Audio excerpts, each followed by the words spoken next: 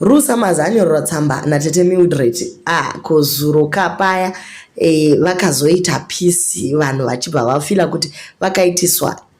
Ketty naRue Samaz vanodanana nomoyo because vakati vachionana, Rue akafona palive yaKetty achibva ati vachionana Ketty akahwa kunyara kusingaiti, ukainditarise kana mumaziso. Aiwa, Ketty akati bodo, vakaudzana I love you, I love you. Imi kani zvakaoma, asi ngatidzokerei kutsamba yedu iri kutaurwa pano.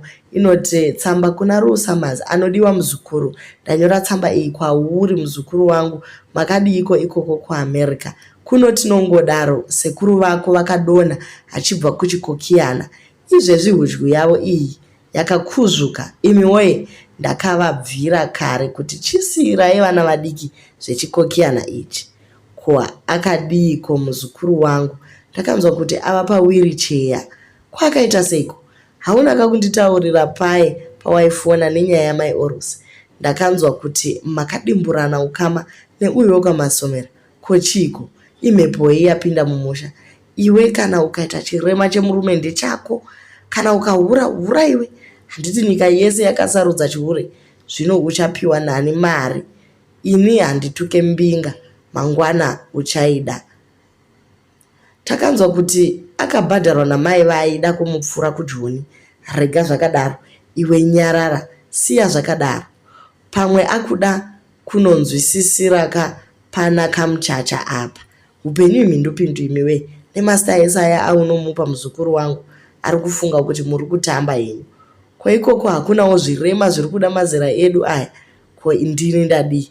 Rega ndihure iwe kikiki. Zvamuri imi murambe muchitinyadzisa muchitukana ikoko. Kuno tiri kuenda kumuchato waEvidence, akainyurura mbinga yeJoni. Sisimeli hanzi vari kupetekedza muchato, vari kuperekedza muchato. Isu kuno vaira zvehondobodo nekutapira kweduku tinorwiswa chete. Pepa rangu rapera.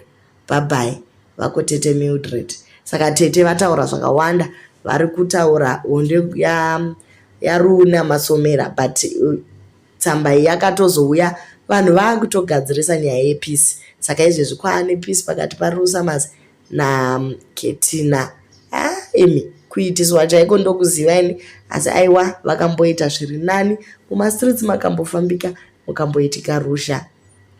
Amenoka uyu Evidence uyu hanzi arikuchata akanyurura mbinga. Amenoka iye muji wake uya.